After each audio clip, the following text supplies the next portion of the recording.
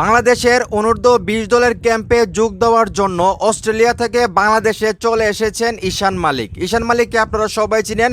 উনি কিন্তু অস্ট্রেলিয়ান প্রবাসী ফুটবলার এবং উনি কিন্তু অস্ট্রেলিয়ার বিভিন্ন ক্লাবে খেলেন এবং উনি কিন্তু এর আগেও বাংলাদেশে এসে একটা টুর্নামেন্ট খেলে গেছিলেন। আপনাদের খেয়াল আছে কিনা, লাতিন বাংলা সুপার কাপ। সেই লাতিন বাংলা সুপার কাপে কিন্তু ঈশান মালিক বাংলাদেশে এসে সেই টুর্নামেন্টে খেলেছিলেন এবং মোটামুটি ভালোই কিন্তু ফুটবল খেলেছিলেন, যেখানে আর্জেন্টিনা এবং ব্রাজিলের সঙ্গে কিন্তু তারা খেলেছিলেন। যদিও সেই টুর্নামেন্টের ফাইনাল রেজাল্ট আসলে হয় নাই, বিভিন্ন সমস্যার কারণে সেই টুর্নামেন্টটা বন্ধ হয়ে গিয়েছিল। কিন্তু এখন কিন্তু যেটা বলা হচ্ছে, অলরেডি অনূর্ধ্ব-20 দলের যে ক্যাম্প, সেই ক্যাম্পে কিন্তু ঈশান মালিক চলে এসেছেন যোগ দেওয়ার জন্য। এবং আপনারা সবাই জানেন খুব শীঘ্রই কিন্তু 2027 সালে যে এশিয়া কাপটা হবে, সেই এশিয়া কাপের বাছাই পর্বের ম্যাচগুলো কিন্তু সামনেই শুরু হতে যাচ্ছে, যেখানে বাংলাদেশ 3টা ম্যাচ খেলবে এবং সেই ম্যাচগুলোর মধ্যে খেলতে পারে ঈশান মালিক। এবং যে একটা ক্যাম্প করা হয়েছে, সেই ক্যাম্পে কিন্তু প্রবাসী ফুটবলার এবং দেশি ফুটবলারদেরকে নিয়ে প্রায় 25 থেকে 30 জনের একটা ক্যাম্প করা হয়েছে।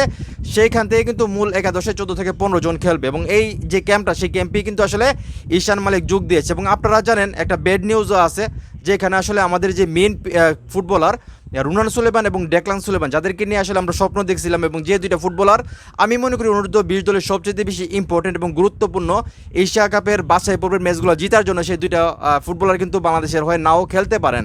যদিও বাহুফে থেকে শুরু করে বাংলাদেশের কোচ থমাস ডলি পর্যন্ত আসলে চেষ্টা করতেছে যেই কোনোভাবে তাদেরকে বাংলাদেশে নিয়ে আসার জন্য, ম্যাচগুলো খেলানোর জন্য, কিন্তু তাদের যে ক্লাব আছে সেই ক্লাব কিন্তু তাদেরকে আসলে ছাড়পত্র দিচ্ছে না, যার কারণে তারা এখন পর্যন্ত আসতে পারেনি। তাছাড়াও ইব্রাহিম নামাজ, উনিও কিন্তু আসলে ইনজুরিতে পড়ছে, সেটাও আপনারা জানেন, যার কারণে হয়তো বা 1 বছর পর্যন্ত উনি মাঠের বাইরে থাকতে পারেন। মোট কথা উনিও আসলে এশিয়ান কাপের বাছাই পর্বের ম্যাচগুলো খেলতে পারবেন না।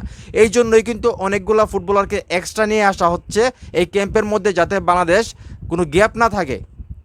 এই যে রুনান সুলেমান বা ডেকলান সুলেমান খেলতে পারবে না, ইব্রাহিম নামাজ খেলতে পারবে না, তাদের যে অভাবটা, সেই অভাবটা যাতে আসলে অভাব না মনে হয়, অভাবটা যাতে পূরণ করতে পারে, সেই জন্যই কিন্তু এই ক্যাম্পে প্রবাসী ফুটবলারদেরকে জোর দেওয়া হচ্ছে। এবং অনেকগুলো প্রবাসী ফুটবলার কিন্তু সেই ক্যাম্পের মধ্যে অলরেডি চলে এসেছে, যদিও সবার নাম এখনও বাহুফে আমাদেরকে জানায় নাই। তারপরেও আমরা যতটুকু জানছি, অনেকগুলো ফুটবলারই আছে। মোট লোকাল এবং প্রবাসী ফুটবলার মিলে প্রায় 30 জনের মতো একটা আছে এই ক্যাম্পের মধ্যে। তো সেখান থেকে কিন্তু 14-15 জনের একটা লাস্ট যে একটা স্কোয়াড ঘোষণা করা হবে, সেটা কিন্তু আমাদেরকে জানানো হবে।